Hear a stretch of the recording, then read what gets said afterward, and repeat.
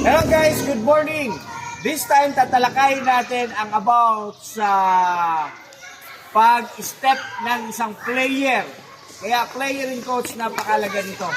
Before you are going to start i-dribbling, mga player, bago ka magsimula sa pag-dribble, ito ang pakatatandaan.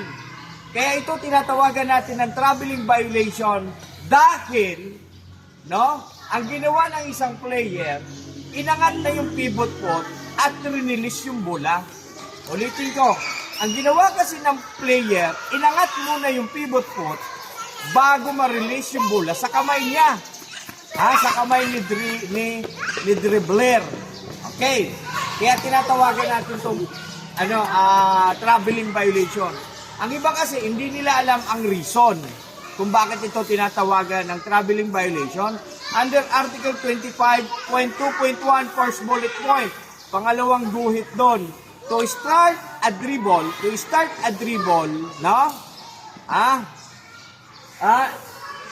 the dribbler, the pivot foot, may not left, hindi iangat before the ball release from the hands. To start a dribble, pivot foot may not left, may not leap before the ball releases from hands. Kaya ibig sabihin, huwag mo munang iaangat ang pivot foot mo, o kung left or right, bago mo i-release ang bola sa kamay mo. Nakailang minuto na? Hindi ko pa alam, sir. 1 minute and 47 seconds. 1 minute and 47 seconds. Okay. Ganito siya, guys. All body? Apo. Okay, ito traveling violation to, Pasa. Hindi pa ako nagdi-dribble, di ba? Gaganon ako. Full body ba? Apo. Gaganon. Tapos, ito ay magiging traveling, Tingnan mo, ito ang pivot foot ko. Traveling tong gagawin ko, inangat ko na. Tapos, doon na ako nag-dribble. Tama? Kaya traveling violation. Ulitin natin yung traveling violation.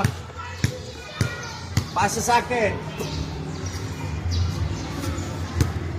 Yan. Traveling. All ba? Nakita? Opo. Ulit traveling violation to, Pasa.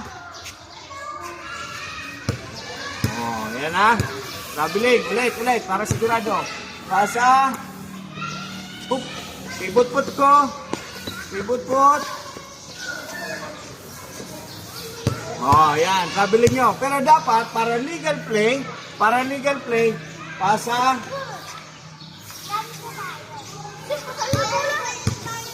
Ganon, Hindi ko alam. Ulit, pasa.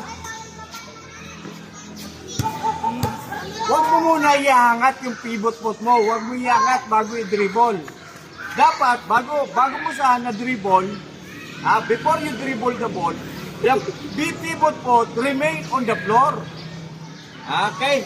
Mananatili yung paa sa floor, yung pivot foot, mauna muna ma-release sa kamay yung bola. Ilang minuto na? 3 minutes, sir. So this time, at least may idea kayo, Tatalakayin naman natin yung jump stop. Napakalaganan. Kasi alam ko, pinagkakaguluhan ngayon yun. Alright, thank you guys. Please like and follow the page EBN. Okay na po tayo.